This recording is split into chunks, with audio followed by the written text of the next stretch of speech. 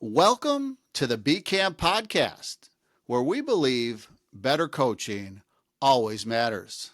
My name is Michael Massucci, author of Elite Journey books and BCAM board member. My co-host is Coach Dan Young, the Executive Director of BCAM, the Basketball Coaches Association of Michigan. On this podcast, we bring in leaders to share insights for the betterment of our game. Our vision is that every team across the great state of Michigan has a great coach. In this episode, we're highlighting our October clinic. We interviewed all our clinicians in our annual Fast Break segment. In this episode, we share a few of those interviews. Our theme this year was the power of networking. To view all our Fast Break interviews, check out our YouTube channel. The links for these interviews will be in the description. We'll kick it off with none other than Coach John Beilein. The BCAM Podcast is proudly sponsored by Blast Athletics, the official fundraising and team management partner of the Basketball Coaches Association of Michigan. At Blast, they believe coaches, athletes, and communities succeed when fundraising is simple and communication is seamless. That's why BCAM has partnered with Blast to give our Michigan basketball programs the tools they need to raise more, engage more, and keep their teams connected. Learn more at blastathletics.com. Coach Beilein, welcome to the BCAM Podcast. Thank you. Thank you. It's good to be back here again. It's a great clinic that we're at right now, but it's really good to be back in Michigan and be able to do this. Coach, what makes a great shooter? I think intentional practice that is harder than games. I think that's important. I think it's also important that they know the fundamentals. I'm just taking up golf and at a very old age, but I still love it. But when you can get to self-instruct yourself on your golf swing, you can get better. You know what you're doing wrong. A lot of people just shoot the basketball and they just grab it and shoot it, and they don't know how to find the seams, where my elbow should be, what my heels are doing, all these things. And once they learn those things, they can self-correct. We had our guys to understand their shot. Each one was different. But in a game, I would say, hey, Timmy, you got to get back on your heels. You're shooting too much on your toes. You're too anxious, et cetera. Duncan, find the seams. You got to find you're coming off the balls, not on the seams. These are the type of things that I think help them grow. You've coached tens of thousands of shooters. Is there one mechanical flaw that sticks out to you that you say, wow, there you go again? I used to think it was all about the top half here, about how you grab the basketball and where your hands are. Now I think that's what's just as important is how your feet are working at the time of the shot. Mm-hmm. Do you have balance? So in your step in, how do you load up before a shot? It's not the old motion game that people used to play where you're always shooting off inside foot, inside foot, inside foot. It's like you're spotting up, be loaded up, and be ready to shoot. So, Coach, you have your basketball here. Tell us a little bit about the ball and how this can help build a better shooter. Well, we had 12 of them on our rack. It's a ball. I used to put a magic mark around it, and then the rock, the old basketball, the rock, said, why don't we put the line around and call it the B line? So we did it. And so he had 1,000 of those basketballs, and then we sold them. They're all gone, so now they developed a new one, and now I have the Ross School of Business at Michigan selling this one. And it's so important that I could look around the gym and see every guy shoot and know whether they had good rotation on the ball. You can't always see that with the naked eye. And it helped the guys too. Not that I want them to look at the ball as much, but they could watch other guys with shooting that way as well. So I believe strongly in it, or I would have, endorsed 1,000 balls and now 1,000 more. Right. Coach, our theme this year is networking. Can you tell us a little bit about the power of networking and how it applies to not only the coaching industry, but maybe all industries? Well, if you want to win, you have to share ideas. It's not going to just come to your brain. over and over again. I can remember going to a coaching clinic in Philadelphia one time, not a coaching clinic, just 6 guys getting together, right?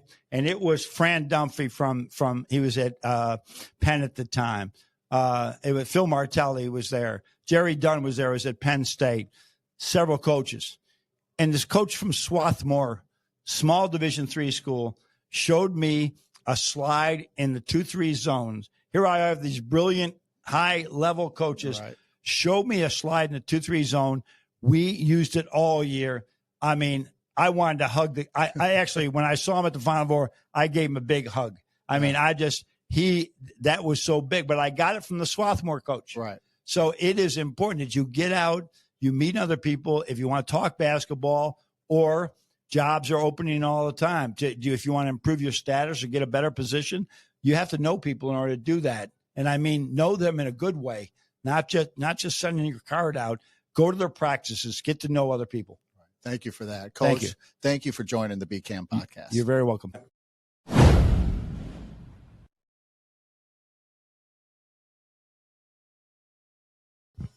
Coach Kampe, welcome to the BCAM podcast. Good to be back. Coach, why zone? You know, we play zone every possession, and we want to be a hard prep, you know. Right. There's not a lot of coaches that play zone. We do it because I'm comfortable in my skin. I think it's the right thing to do. We've had tremendous success with it. We've got 14 Power 5 wins, and if we didn't play that zone, we wouldn't have 14 Power 5 wins. You got to, you know, it's interesting because your fans don't like it. Your bosses don't like it. And everybody thinks you can't coach if you play zone. And you just have to educate your fans. And I really try to educate my bosses and show them why and all that kind of stuff. And everybody here at Oakland's on board with it because of the success. But I'll never, you know, I'll probably never go away from it. It's just, it's a really, really good defense, and our kids believe in it, and it makes us different. So I had the opportunity to be in your film room. And one of the things that struck me is how you teach anticipation. Like that's such a beautiful thing to teach. It's, I think, undertaught. How do you go about that, and how do you instill that? And I think that's probably one of the keys to your success in the zone. Well, I think that any coach, if you believe in something, you have to make the players believe in it too. And then you have to – I have a sister that's been a teacher, high school teacher for 50-plus years, right?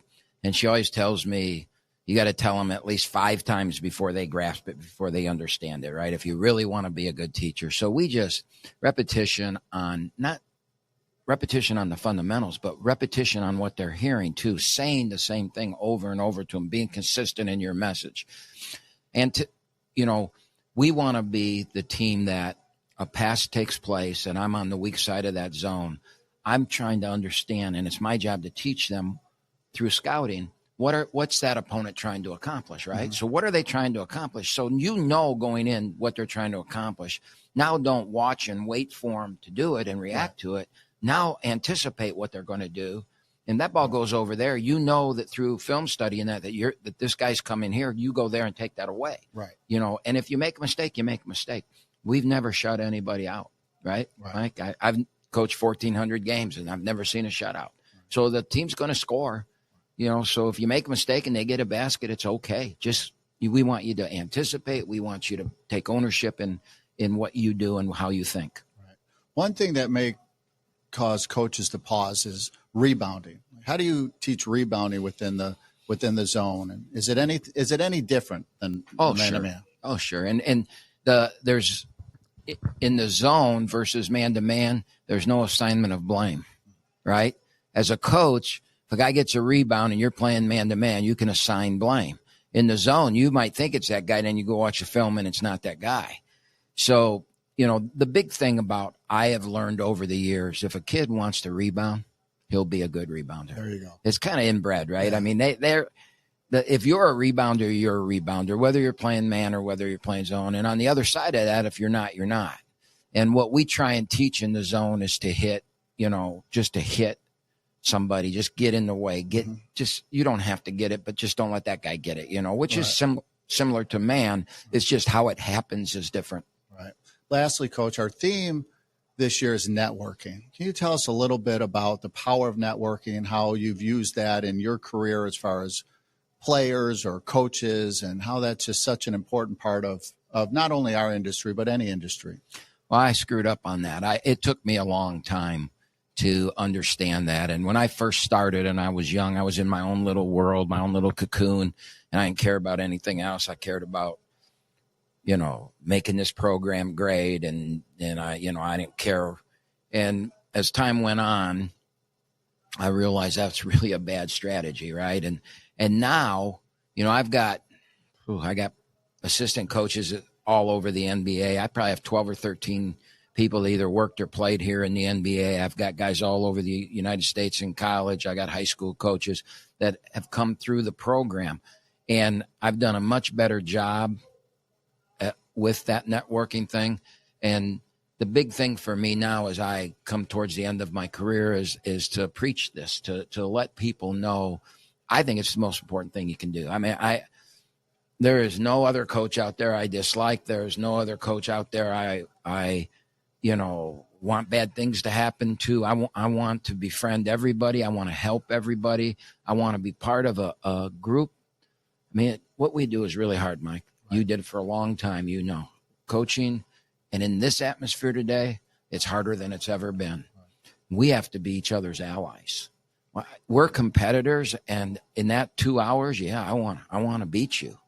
But walking up the minute before it starts and the minute after the starts, after it ends, I want to hug you.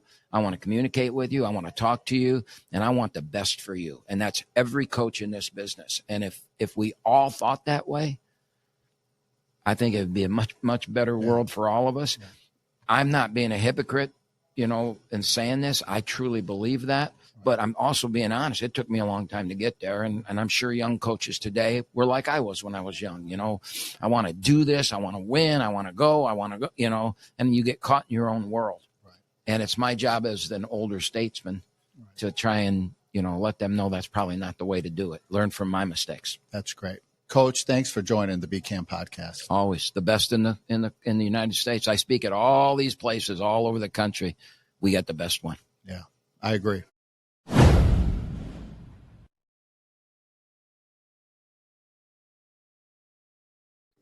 Coach Mann, Grand Valley State, welcome to the BCAM podcast. Thank you very much. Thanks for having me.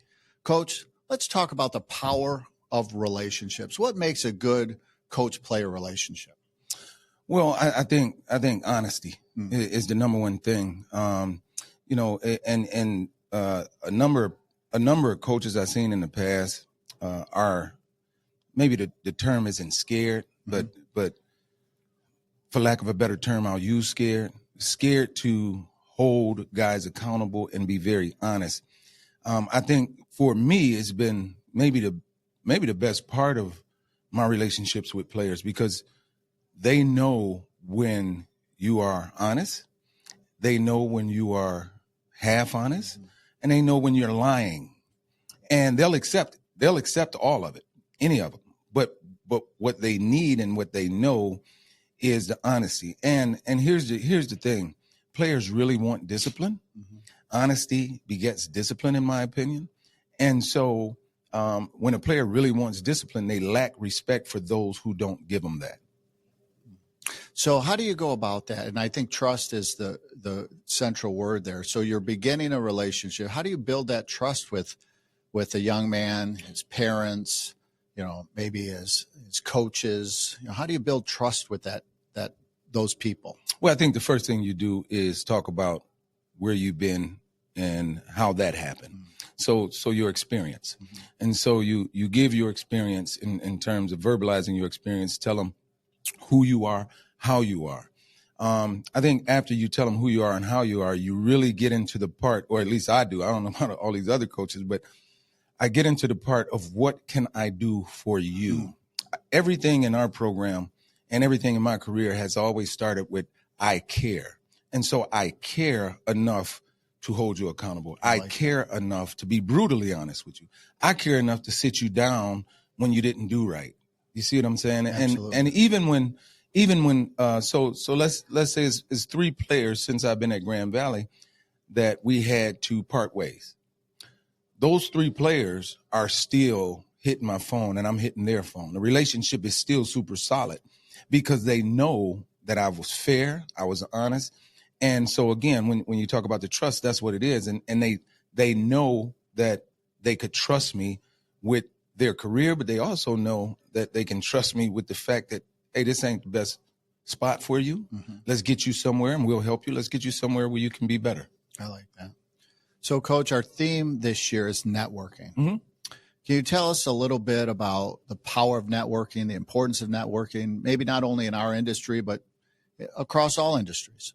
You know what? I'm going to give you something that's a bit opposite. Okay. This is not just basketball. This is not just coaching. I think this is in life. When you are networking or when you do have relationships, and is somebody, especially in coaching, is somebody who you feel like done you wrong in some way, fashion, or form. You can't. It's better if you don't bash people. It's better if you don't go around talking about people. Sure. Because you don't know when that relationship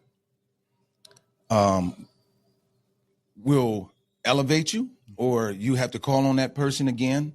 And I'm saying that from experience. I've had, when I was younger, I've had some experiences where I had great relationships, and 1 or 2 of those relationships ended because somebody I felt done me wrong. And I was right in the fact that they done me wrong, but I wasn't right in my response. And that response kept me from my network because right there is cut off. That's it. That relationship is over. And so, but networking is the lifeblood of coaching, is the lifeblood of work. You know, people always say, you know, it's not who you know. I mean, what you know, but who you know. Right. And so networking is at the top of the food chain when you're talking about coaching, when you're talking about jobs, when you're talking about elevating, is the top of the food chain. You cannot do anything without relationships. And so therefore, networking is key for everybody in any industry. Very good. Coach Mann, thank you for joining the BCAM podcast. Thank you for having me.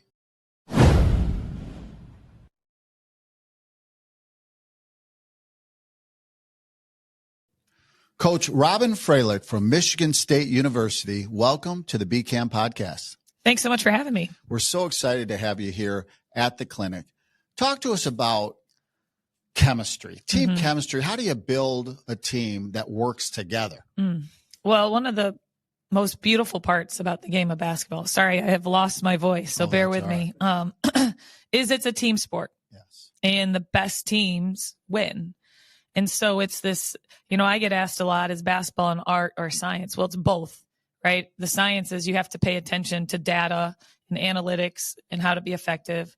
And it's an art because people are an art. And I think it's this fine balance of coaching the individual and where every player feels like there's a vision and a plan, and then getting them to buy into doing that within the framework of a team, right? So because there is a part where you're coaching players, right? You're coaching players and you're leading a team and figuring out how to do that together. And every season's a little different. I think you have to have a pulse on the temperament of your team, what they need. And then lastly, I'll just wrap up. It's a big topic, but I think, you know, kind of an important overall theme to always think about is, as a coach, it's your responsibility to always have your team have a standard for your team. And I think it's very natural and an inclination when people are struggling or when your team is struggling to lower the standards. And that's cringeworthy. And the best thing you can do for your players and the best thing you can do for your program is always believe in them that they can reach the standard that you have for them, even when you're struggling. Don't lower the bar, right? Maintain the bar and then help them get there. Love that. But I think when our coaches talk about what is so tough about this profession, a lot of it is conflict resolution, conflict management. Can you talk a little bit more about that and how you use your standards to help solve those problems? Yeah, well, I think it's important to always speak the truth in love. I think when your players know that you're honest and you're consistently honest, there's a trust built in that. So I think it's important to know what you want. I think clarity is kind. So know what you want, know what you expect, hold them to it, and then communicate consistently along the way. Love that a lot. Coach, our theme this year is networking, the power of networking. Can you talk a little bit about how networking may have played a role in your life, or maybe just some general advice for our listeners? Well, when I think of networking, I think of a curiosity, right? Because networking means you're interested in other people. You're interested in learning or how they do things or how they've been successful. And at any level, that's so important. And, along the way, if you say yes a lot, whether it's a clinic to speak at or a Zoom call to hop on, or if you say yes a lot, right, all of a sudden your network expands. And so that's just a huge encouragement. No matter how many games you've coached or whatever level, there's so much to learn. The game is always changing. Like the game where it is now in women's basketball is so different than 10 years ago when I became a head coach. So I think the best leaders are the best learners. Love that. Thanks for saying yes to BCAM. We appreciate you anytime being on the BCAM podcast.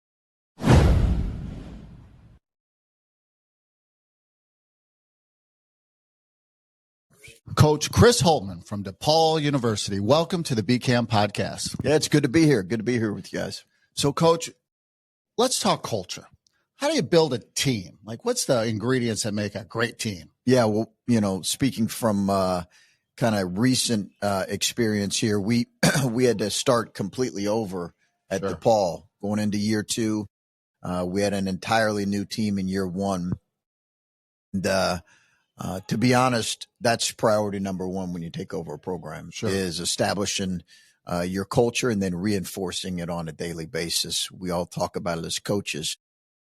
You can't talk about it enough with your team, with your staff, with your program, about those things you believe in, and those things you want to reinforce on a daily basis. And then that's got to be reflected in the course of your habits and your actions. Right. Well said. So if there were some cornerstones of like the DePaul culture, what would those, if they were 3 legs to a stool, or what are the cornerstones? Yeah, we really talk about our core values and then our floor values. So our core values are values that we want to be reflected in how we operate on a day-to-day basis. All right. And that's toughness, gratitude, respect, and service. And I think those things are kind of our core values. And our floor values are, we want to dominate effort plays. When people watch us, we want these things to be reflected. We want to dominate effort plays. We want to be a great teammate. We want to play together and have a team first approach. And then we often say, particularly late in games, don't flinch. We want to have great pressure situations. Yeah.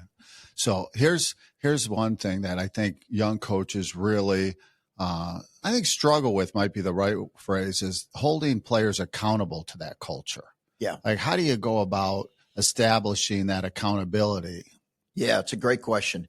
I think there are so many great examples, to be honest with you, all across sports, in a variety of sports. When you look at championship level programs or programs that are successful, not just in college basketball or not just in the NBA, but you can really look at all different sports and say there are common threads with why those programs, why those teams are successful. Mm-hmm. And they usually have a level of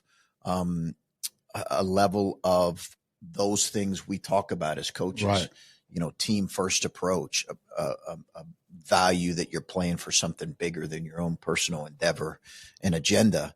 And all those things we talked about, certainly an element of toughness, both physical and the ability to respond the right way, and the difficulty, mental toughness. So you have so many great examples that you can share in today's world with your players on a regular basis that just reminds them, hey, this is what winning looks like. Yeah, reinforce that. So, Coach, our last question that we've asked all our coaches is about our theme this year is networking. Yeah. Can you tell us about the power of networking, maybe how that's played a role in either your journey or, how any advice you give to our coaches who are listening? Yeah, sure. I think if coaches are, one great way to network is to do what is happening here. Come to clinics like this, successful clinics where you're going to be around 200, 300, 400 other high school coaches, college coaches, middle school coaches, boys and girls, share ideas. I think there's a real value in that. I think when you do quality work, that's the best way to network, because eventually people are going to be knocking on your door and saying, hey, can I come watch a practice, or can you share this idea with me? I think your work will ultimately speak for itself, but there's no doubt that the getting out and being around other coaches is a great way to both share ideas and build relationships that'll last for a while. Right. Coach, thanks for joining the my BCAM pleasure. Podcast. Yeah, it's great being here.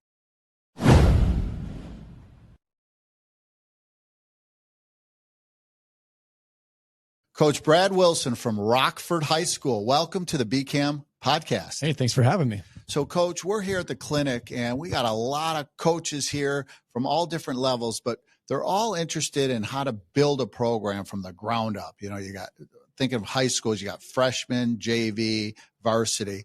What's your overall thought process, philosophy about building a solid program? Yeah, so I've had an opportunity to be a varsity coach at 2 different places, and one of which I was pretty young and made a lot of mistakes, and fortunately had a great opportunity to come to Rockford. And I knew that the first thing you need to put in a youth program, a feeder system.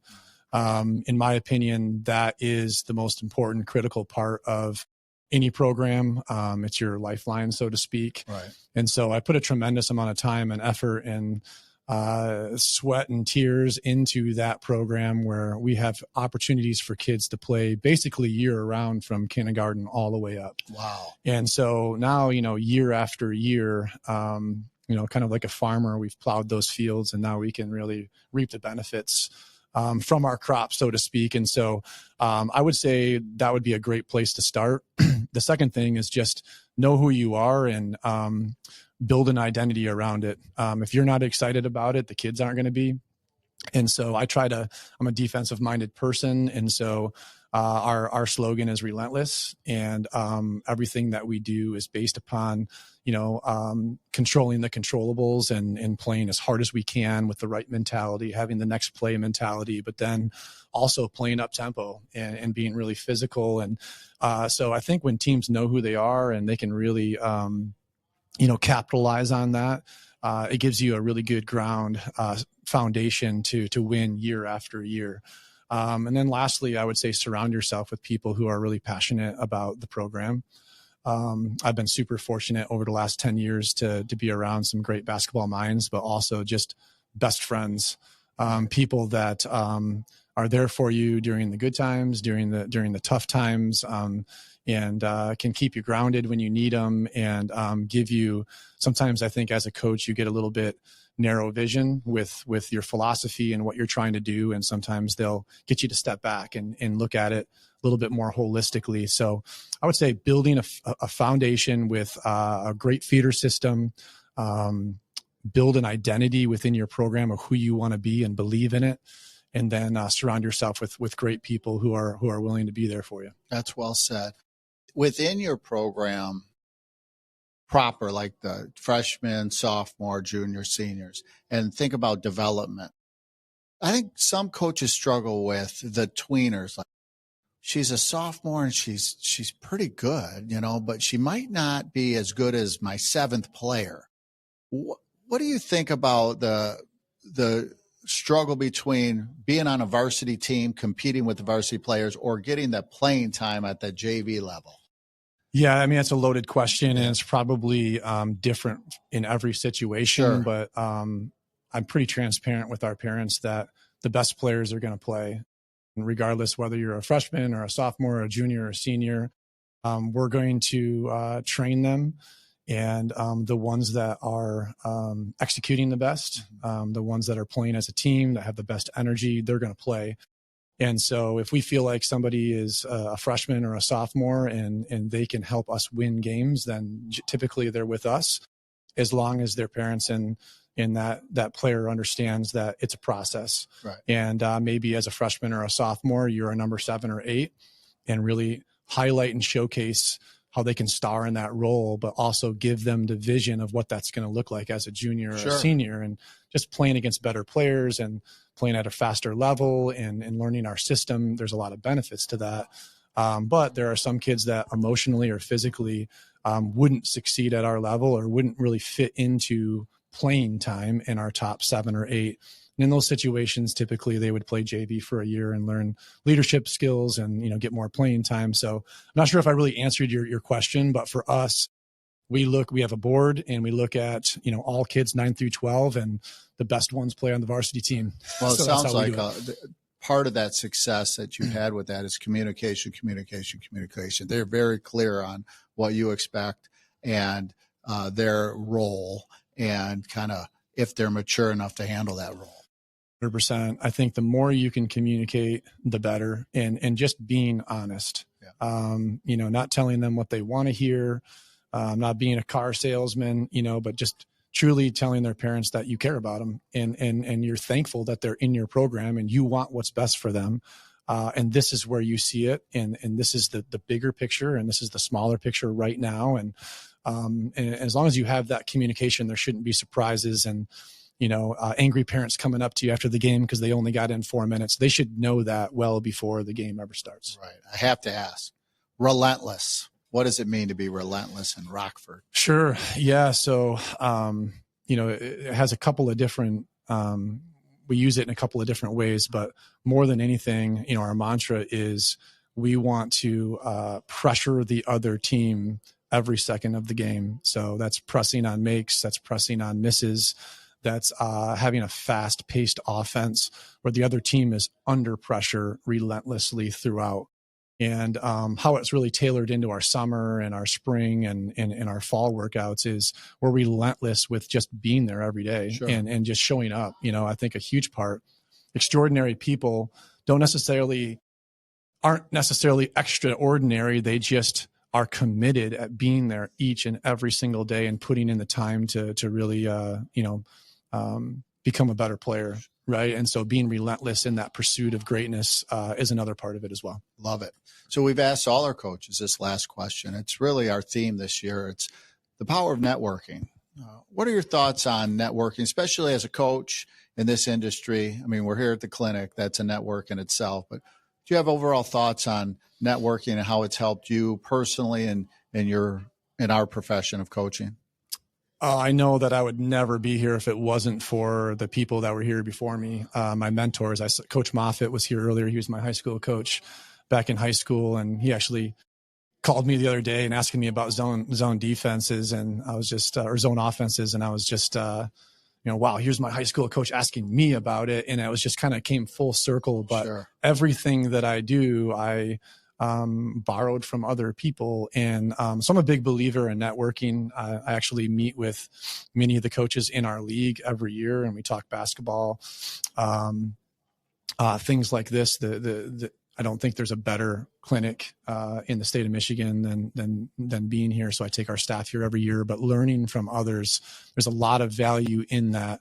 When you come to something like this, I think if you can just take one thing, it's a really big success. And so knowing that I don't have all the answers, but I'm willing to find them. I'm definitely not the smartest coach in the world, but I work hard enough to go out and try to find what those answers might be. And I'm so thankful for all the mentors that I've had and the people that I've called, pick up the phone. Hey, you know what?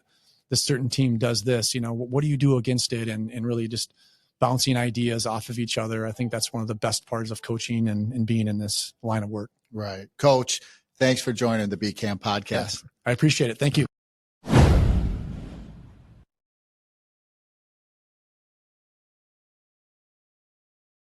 Coach Ryan Cottingham from Spring Arbor University. Welcome to the BCAM podcast. Hey, man, thanks so much for having me. What an honor it is. We're so excited to have you here at the clinic.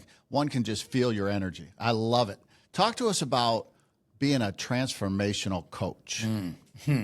Well, I think the older we get, we were talking about that a little bit earlier. I think the more things become clear, we're able to put it in perspective. What matters, right? What matters long term? And we talk about, you want to be a transformational coach or a transactional coach? Are we going to coach character and identity and purpose and significance? Are we just going to coach for wins? And because that's just so shallow, it's just fleeting. It doesn't last. It's not long term. We think winning is a byproduct, right? We want to cultivate relationships and pour into young men and do life with them. And then, okay, we want to be fierce competitors. We always say winning is always our goal. It's just never our purpose. We just want to have clarity on purpose. I think that's all any of us in life want to. And I think, on the court, when you have a group of guys coming together, it's like, hey, we got to be one. You talk about unity as one of our core values, and we have to have one goal, one mission, one purpose. And so the transformational piece, I think, is just huge. We just had our homecoming yesterday, and guys come back. Your former players, they bring your kids. You're holding their babies. That's what it's about, right? That's what it's all about. I mean, we're not talking about game. We're talking about life issues, wives, children. And that's what's so rewarding about coaching, right? Is the relationships that you have for the rest of your life. Love that. You mentioned core values. Can you tell us a little bit more about that? Get us into the Spring Arbor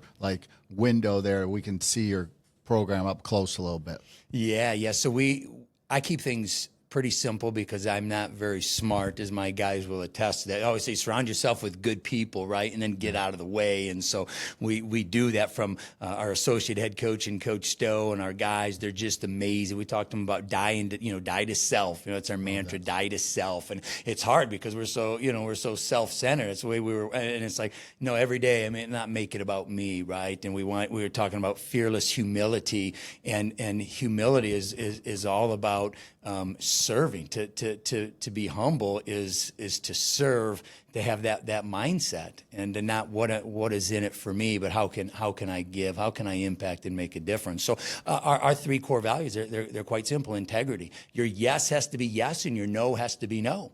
Right? They have to be in alignment, because if you don't have integrity, if we can't trust each other, if your word's not good, we've got problems. Right. And so we always start with integrity. And what does it mean to be a man of integrity? And your actions have to be in alignment. It's easy to say all the right things, but are you going to do the right things? And it's day after day. And it's hard, because the further along we get, the more we become self-aware of our own shortcomings and failures, and sometimes we try to hide those, as opposed to say, "This is who I am, man. I'm broken. I'm incomplete, and this is what I've got, and this is where I want to go." And it's that lifelong journey that we're on. And so our second core value, we talk about toughness. We use toughness because we talk about body language a lot with our guys. What is their body language like when they fail? What is it like when they win? And so how are they gritty? We talk about their work ethic. And one of the coaches came in and talked to our guys, after we finished, about not taking plays off, about every time, that consistency. That's what you're after. We're not after greatness, because greatness can be a one-time occurrence, but consistently, those are the ones you can count, and they show up day after day with the right attitude, with the right frame of mind. They're pros. They go to work, and you know what you're going to get from them. And that's just, to me, is a sign of toughness. And then our third core value is unity. And again, I was talking earlier about die to self. What does that look like? How do we become selfless? How do we serve? We don't do captains on our team. We want leaders, and anybody can lead. And the reality of it is, we're all leaders, because we're all people of influence. So how are you choosing to influence others? You're either going to choose them positively or negatively, right? And I think that's real important. That's the old John Maxwell, leadership is influence. And so the unity thing, that's what I love about sport. We come from all different backgrounds and beliefs, and it's like, okay, we're coming together to shape and mold as one, one heartbeat mentality is what we're after. And so again, we're trying to teach guys life lessons. And what's great is, oftentimes they teach us way more than we teach them, our players. And it's great to be around young people. They're just incredible, and they're so alive and curious. And that's what we have to stay, regardless of age. We have to stay wildly curious about people, right? And get to know them, and be okay if we have differences, right? I think too often people come together because we can disagree and still get along and love each other well, right? We talk all the time. I heard this from Lou Holtz many, many years ago. You guys would remember, Lou Holtz, former Notre Dame, legend. It was 1988, and he's doing a speaking gig at a luncheon out in California before they play USC. And I never forget this. It was on an old cassette tape, and I heard it, and so I stole it. He says, do what's right. He talked about his 3 rules, and we just call them our standards. He says, do what's right. Be and do your best, and love others. And so we try to live by that with our guys. Hey, do the right thing. Right. And you do the right thing, you got to avoid the wrong thing. Right. And then be the best version of you can be, and the same with me. So be your best, and then do your best and everything to be, and then just love other people. Right. And it's amazing what can happen if we get out of the way and just love people well and stop. We can't have a critical spirit or mind or come up. How can we ever complain? If we have an attitude of gratitude, we've been so flipping blessed beyond what we deserve. Right? We don't get what we deserve. Right. We're grateful for mercy, but we want other people to get judgment. You know what I mean? It's like, wait a minute, that doesn't work like that. Right. Love that. Love everything about that. So our theme this year is networking. Can you tell us a little bit about your thoughts on networking, maybe some advice for our coaches out there, or maybe how networking has played a role in your life? Yeah. I'm going to mentioned just a minute ago about being wildly curious about other people, because I think oftentimes people think about networking because they're wanting to get something out of it, or how to again, it's about building their resume. I talk about are you coaching for your eulogy, or are you coaching for your resume? Because I think there's a big difference. Yeah. I mean, the whole idea to me of networking is just building relationships, just being there for somebody, right? Because we're all going to go through a crisis. Either you're just coming out of a crisis, you're in the middle of a crisis, or you're getting ready to enter a crisis. And oftentimes we're in all 3 places at the same time, or 2 of those 3. Right. So how do we just get to know people? Because everybody's got a story. We've all got a story to tell. Right. And everybody wants to be able to share it. So I need to be a better listener. Mm-hmm. I want to hear people's story and get to know them. So that's part of networking. That's why I appreciate you. When we met a few years ago and we had lunch then at Red Robin there, you know what I mean, in Ann Arbor,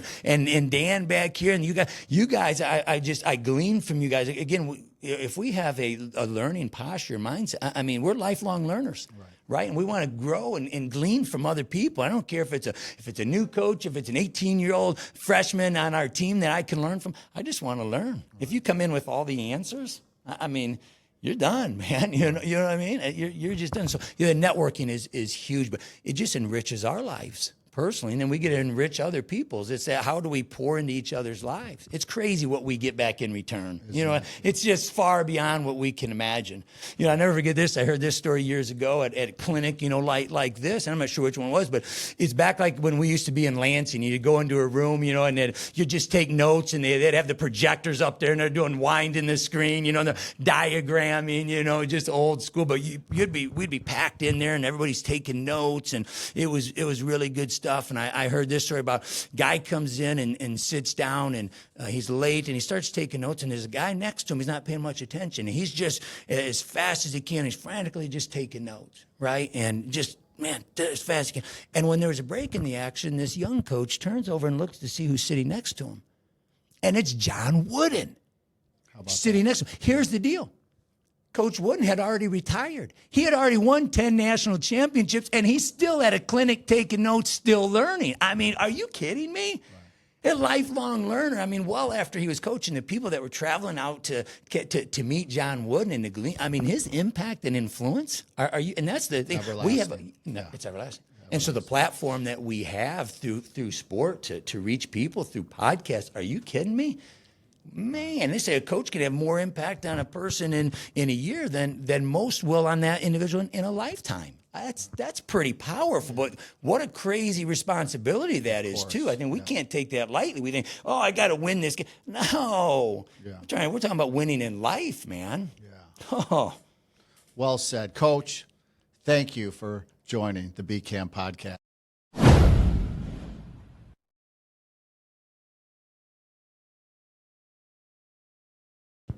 Coach Kate Achter from Western Michigan University. Welcome to the BCAM Podcast. Hey, thanks for having me. Coach, let's talk defense. Sure. What makes a great defensive player? I think toughness, first and foremost. There are so many scenarios that don't go as scripted when you're on defense, and so you have to have the tenacity to continue to fight. Right. So you keep fighting, then how do you build that with a team? You get that individual committed, then how do you kind of work outward? We just talk trust. If one teammate is going to sell out to make great defensive plays, if you're watching that happen, don't you want that to continue to happen? Exactly. So, we ask them to play as hard as their hardest teammate plays. I like that. Yeah. So is there a defensive drill that is your go-to that maybe you do every practice or most practices that you really rely on? Yeah, we do a simple closeout drill, which I'm sure everybody does, but we send in a little backside help. So it's like help the helper rotation. So we try to force, either middle or baseline, but we try to have each other's back in that too. So it's one of my favorites. Very, very fast. Awesome. Coach, we've been concluding each Fast Break interview with this theme of networking. Can you talk to our listeners about the value of networking? Yeah, well, for me, in college basketball, my resources are high school coaches and AAU coaches. And one of the best things someone told me when I got into this business was go learn from high school coaches, go to clinics like this. Final Fours are really valuable, but everybody's there just to have a really good time. Sure. These are the events where you're going to learn the most. People are going to share their true secrets and you connect. And, those are recruiting resources, but they're also potentially your next job or your next hire. Right. So, these events have always been valuable to me. Right. Coach, thanks for joining the BCAM podcast. No problem.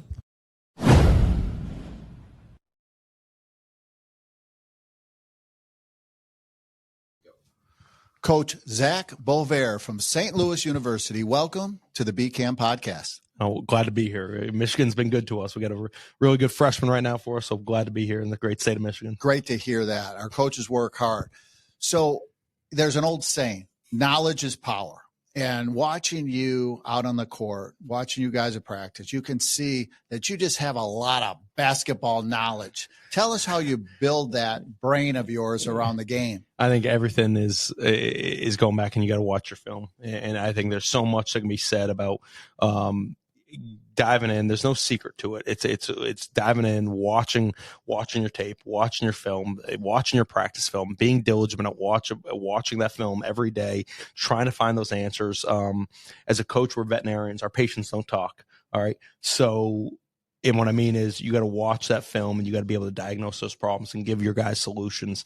And I think the best thing about that is you can do that with your own film. You can do that with NBA film. You can do that with, and WNBA film, with college basketball, whatever it is. You're watching a game, I always keep that notepad beside me because you never know when an idea might strike. Even by my bedside, you never know when an idea might strike. It's just and having that love for knowledge and trying to be able to provide answers and solutions to your players. Are there books that you go to? Are there websites? Are there coaches that kind of you glean from? Yeah, I mean, I have a lot of long distance mentors that I've never met, and I'm an English major, so I love books, and so I've learned a lot from reading and learn from guys that, again, I've never met. But Rick Majerus, and like I said it out there, I coach St. Louis University every day. I get to coach practice on Rick Majerus court. That's cool to me. Yeah. I remember my dad buying me Life on a Napkin when I was in fourth grade, coming right off their national championship run in 1999.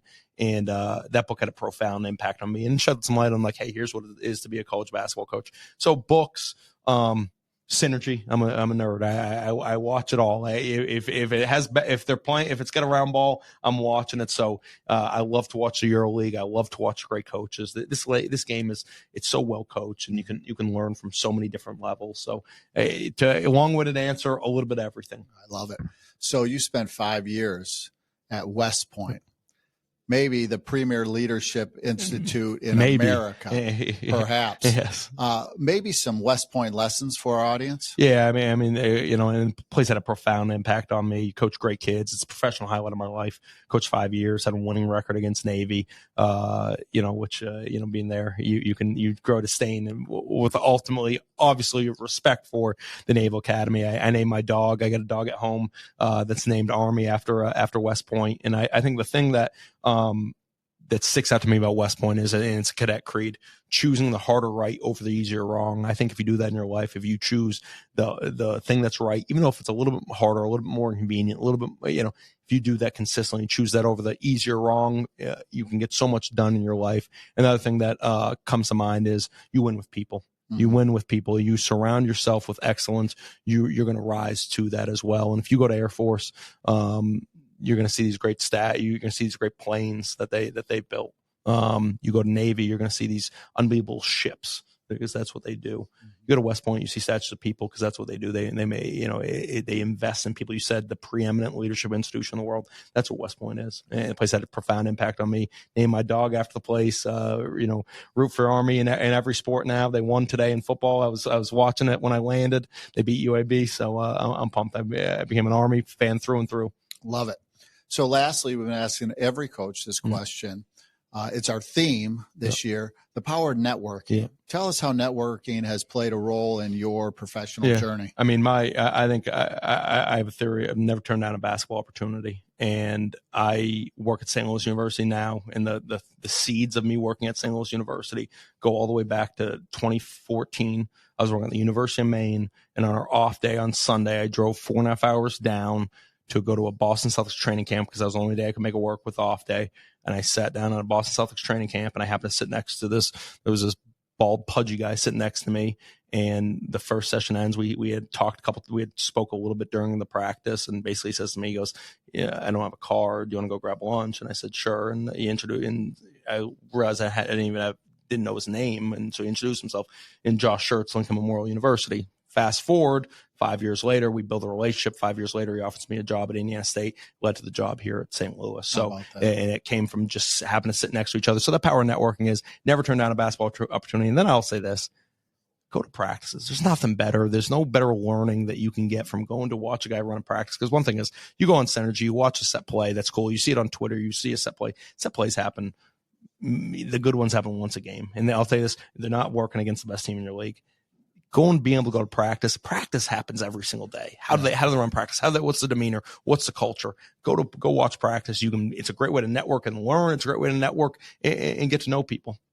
Coach, thanks for joining the BCAM podcast. Awesome. Thanks for having me, guys.